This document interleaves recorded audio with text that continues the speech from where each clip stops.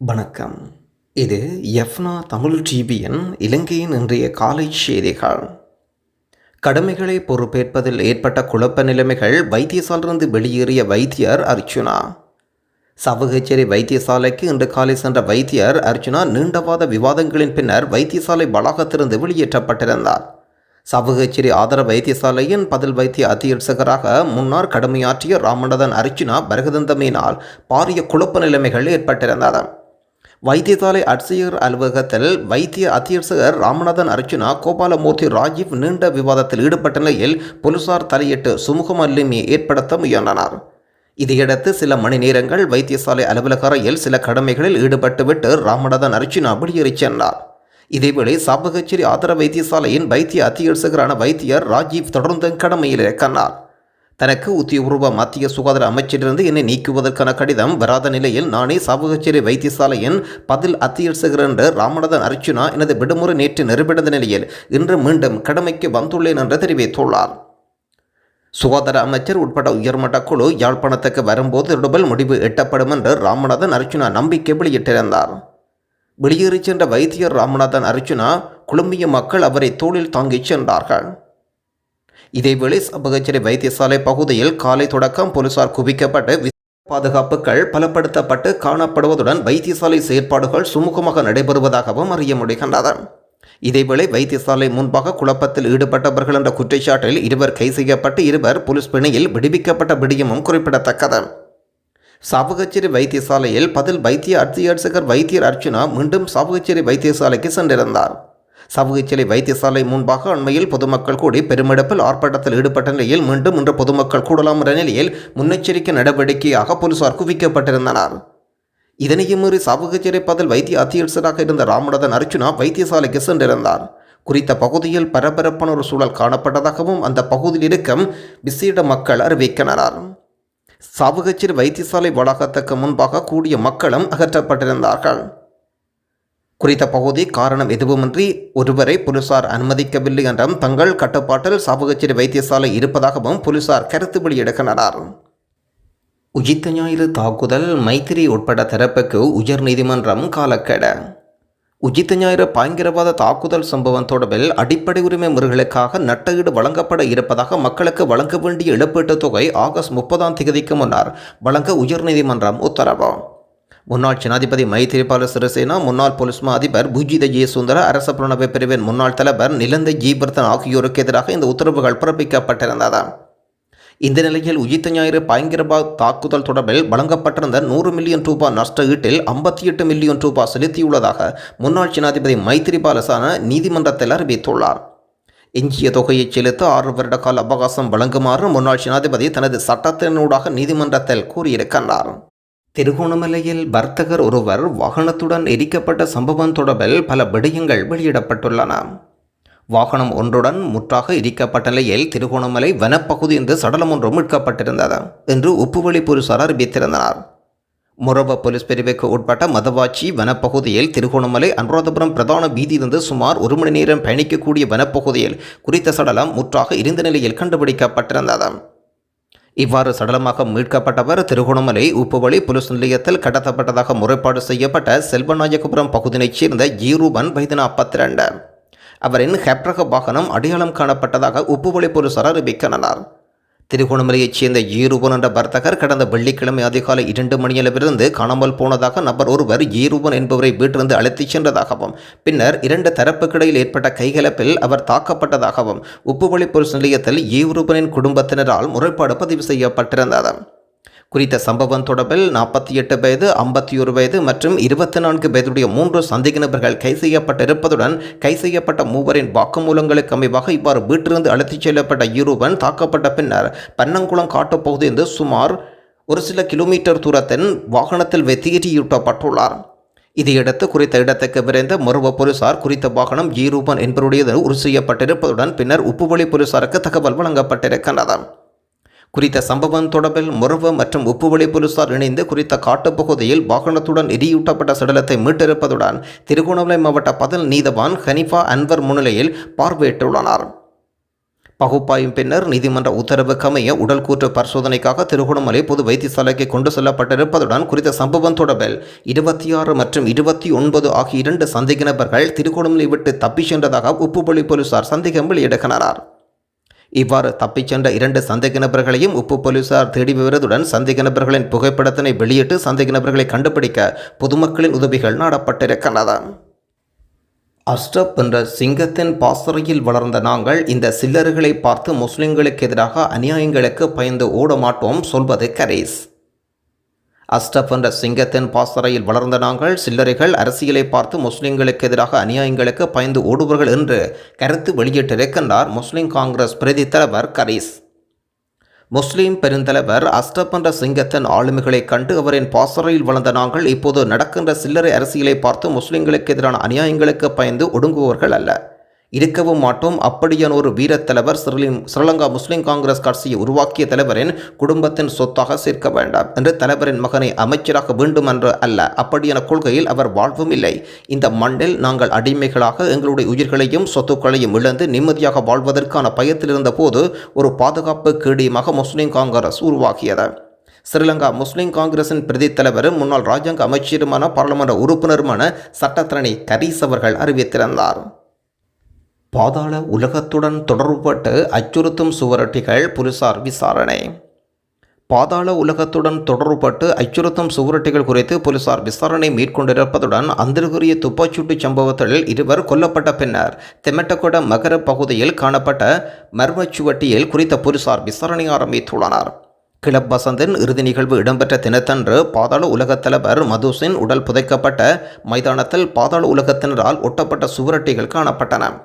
மதுசின் படத்துடன் காணப்பட்ட சுவரொட்டிகள், அன்புக்குரிய சகோதரா, நாங்கள் ஒவ்வொருவராக அனுப்பி கொண்டிருக்கின்றோம், எங்களுக்காக காத்திருங்கள் என்ற வாசகங்கள் காணப்பட்டன. மதுசுடன் உறவிலிருந்த பெண்ணொருவர் கிளப் வசந்த் கொல்லப்பட்ட தினத்தன்று மதுசின் கல்லறைக்கு சென்று மெழுகுதிரியும் ஏற்றியுள்ளார். 2012ஆம் ஆண்டு வெலிக்கடை சிறைச்சாலையில் வன்முறையில் கொல்லப்பட்ட கழுதுசாராவின் மனைவியான இவர் பின்னர் மதுசுடன் துபாயில் வாழ்ந்துள்ளார். இந்த பெண் வசிக்கும் பகுதியில் மது சென்ற இடத்துக்கு பாதாளத்தைச் சேர்ந்த அனைவரும் செல்வதற்கு தயாராக உள்ளனர். கஞ்சிவான குடும்பத்தில் இதே தண்டனை பெற்ற சுவரொட்டிகளும் காணப்பட்டுள்ளன. கெரிசவன, தொடர்மாடி மற்றும் தெமட்டகொட இவ்வாறான சுவரொட்டிகளும் காணப்பட்டுள்ளன. மலேக பெருந்தோட்ட தொழிலாளர்கள் நாட்சம்பளமாக 1700 ரூபாய் கோரி பொகவந்தலாவ நகரில் போராட்டம். மலேக பெருந்தோட்ட தொழிலாளர்களுக்கு நாட்சம்பளமாக 1700 ரூபாய் வழங்க வலியுறுத்தி பொகவந்தலாவ நகரில் இன்று காலை போராட்டம் முன்னெடுக்கப்பட்டிருந்தது. பொகவந்தலாவ பிரதான பஸ் தரிப்பிடத்தில் ஆரம்பமான ஆர்ப்பாட்ட பேரணி பொகவந்தலாவ செல்வக்கந்த சந்தி வரை சென்றது. இதன்போது பெருந்தோட்ட துறைமார் சம்மேளனத்தினூடாக ஊடக பேச்சாளர் ரொசான் ராசுதுரையின் உருவப்படம் எரிக்கப்பட்டது. குறித்த ஆர்ப்பாட்டத்தில் பொகவந்தலாவ கட்டன் வீதியுடான போக்குவரத்து சிறிது நேரம் பாதிக்கப்பட்டது. சுமார் 3 மணி நேரம் போராட்டம் முன்னெடுக்கப்பட்டதோடு பொகவந்தலாவ நகர வர்த்தகர்களும் வர்த்தக நிலையங்களை மூடி ஆர்ப்பாட்டத்துக்கு ஆதரவு வழங்கியிருக்கின்ற விடயம் குறிப்பிடத்தக்கது. இலங்கை மத்திய வங்கியினால் இன்றைய தினம் வெளியீடு செய்யப்பட்டிருக்கும் நாணயமாற்று விகிதங்களின் பட்டியல். ஆஸ்திரேலியன் டாலர் 209 ரூபாய், கெனடியன் டாலர் 225 ரூபாய், யூரோ ஒன்றின் பெறுமதி 335 ரூபாய், சிங்கப்பூர் டாலர் 230 ரூபாய், ஸ்டேலிங் பவுண்ட் 398 ரூபாய், சுவிஸ் பிராங்க் 344 ரூபாய், ஐக்கிய அமெரிக்க டாலர் 306 ரூபாய். தொடர்ந்து மத்திய கிழக்கு நாடுகளுக்குரிய நாணய பெறுமதிகளாக பஹ்ரைன் தினார் 801 ரூபாய், குவைத் தினார் 988 ரூபாய், ஓமான் ரியால் 784 ரூபாய், கட்டார் ரியால் 82 ரூபாய், சவுதி அரேபியா ரியால் 80 ரூபாய், ஐக்கிய அரபு ராச்சியம் திர்ஹம் 82 ரூபாய். தொடர்ந்து இன்றைய தினம் வைத்தியர் அர்ஜுன் அவர்கள் வெளியிட்டிருக்கும் வீடியோ பதிவொன்றையும் தொடர்ந்து பார்வையிட இருக்கின்றோம். நன்றி, வணக்கம்.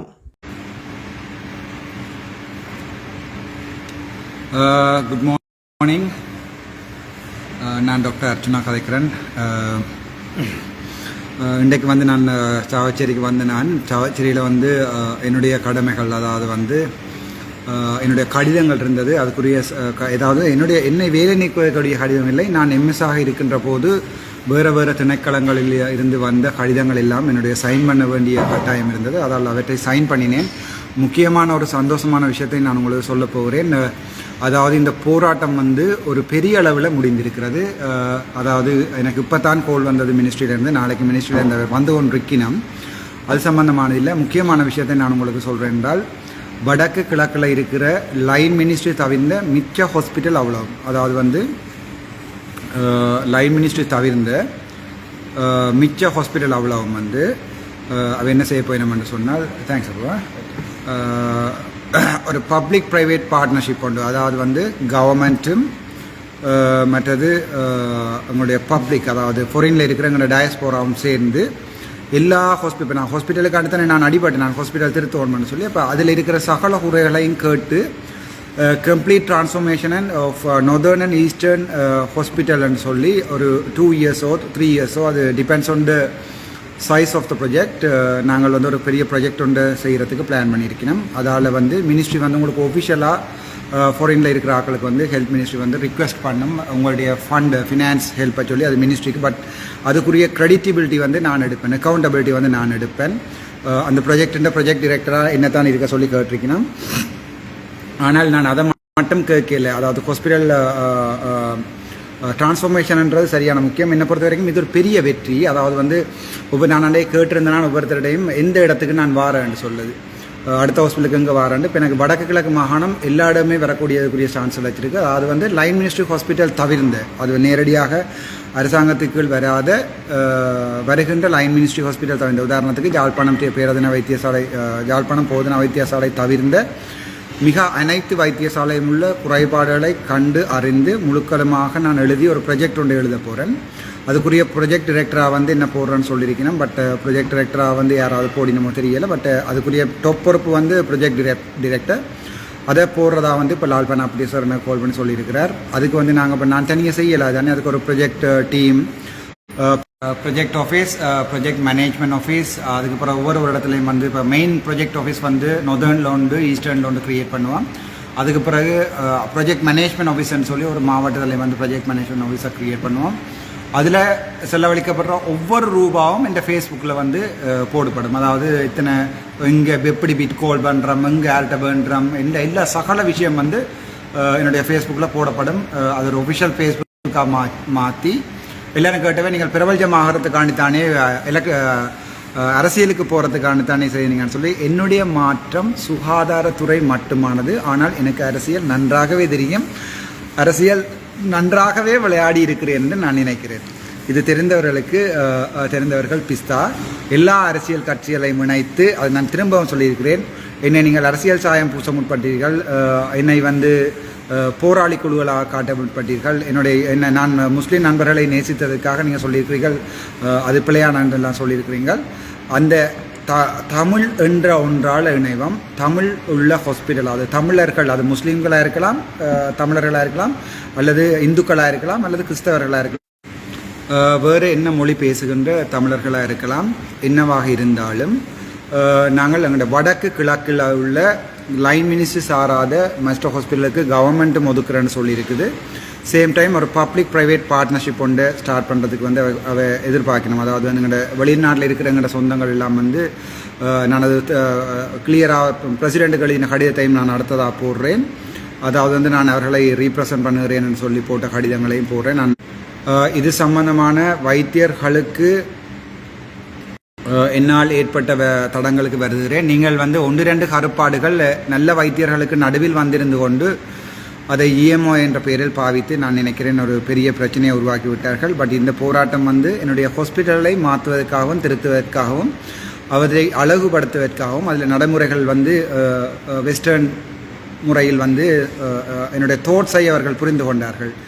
நான் அவரோட அமைச்சரோட கதை கேட்கும் போது நான் என்னுடைய அதை விட பெரிய அவரோட கதை கேட்கணும். நான் சொன்னேன், நான் வந்து அரசியலுக்கோ இஎம்ஓய்க்கோ எதிரானவன் அல்ல, நான் ட்ரை பண்ணுறது வந்து இந்த ஹாஸ்பிட்டலை டெவலப் பண்ணுறதுக்குரிய போராட்டம் தான்னு சொல்லி, இதில் 1-2 பேர் என்னை பற்றி கூடாமல் வெளிநாட்டில் வந்து பார்த்து கொண்டிருக்கணும். சந்தோஷம்.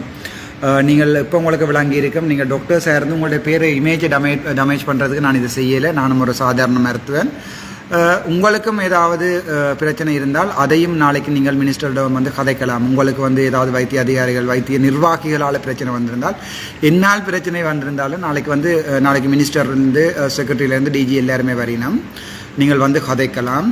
உங்களுடைய பிரச்சனைகளை தனித்தனியாக எழுதி கொடுக்கவும், அந்த பிரச்சனைகள் வந்து ஒரு குழுக்கள் ஆராயப்பட்டு அமைக்கப்படும்.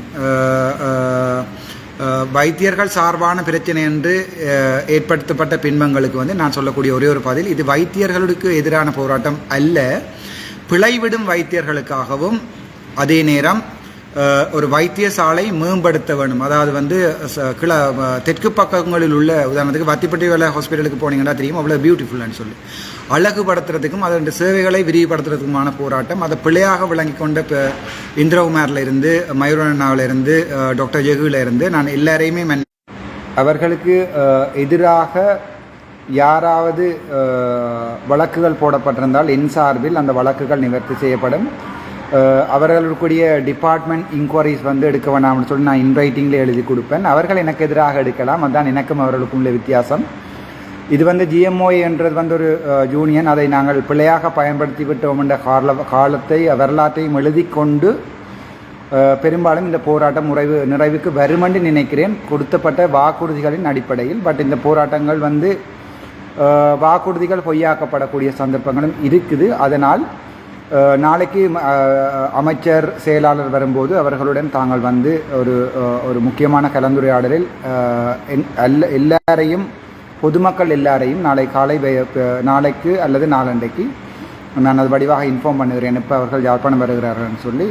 தயவு செய்து நீங்கள் வந்து உங்களுடைய குறைகளை எழுதி கொடுத்து இதுக்கு பிறகும் இந்த புள்ளிக்கு பிறகும் நாங்களோட சுகாதாரத்துறையில் மாற்றம் ஏற்படுத்துவோம் என்றதையும், நான் வென்று எவ்வளவோ காலம் ஆகிவிட்டேன் என்று சொல்லியும் விளங்காமல் வைத்தியர்கள் சில பேர் வந்து எழுதி கொண்டிருந்தவர்கள், அவர்களுக்குரிய மன்னிப்பையும் நான் கொடுத்து, என்னோட தனிப்பட்ட ஒரு கோபம் இல்லை, நீங்கள் பிள்ளையாக விளங்கிட்டீங்கள், இனியாவது யாராவது ஒரு சிஸ்டத்தை சேஞ்ச் பண்ண வழி கிடைக்க வைத்தியர்களும் சேர்ந்து சப்போர்ட் பண்ணணும்னு எனது அருமை அன்பு அண்ணாக்கள் தங்கச்சிகள் மற்றும் என்னை படிப்பித்த தெய்வங்களுக்கு நன்றி வருகிறேன். இந்த போராட்டம் இதற்கு பிறகு போராட்டமாக அமையாது, ஆனால் கொடுக்கப்பட்ட வாக்குறுதிகள் மீறப்படுமாயின்,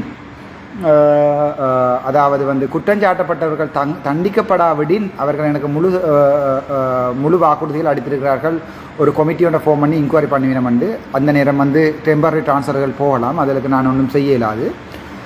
அப்படியான சந்தர்ப்பத்தில் நாங்கள் அது ஒரு வின்வின் சிச்சுவேஷனாக மாற்றுவோம் என்று நான் நினைக்கிறேன். Thank you so much. நீண்ட நேரம் எடுக்க விரும்பவில்லை, சாப்பிட விரும்புகிறேன். Thank you so much.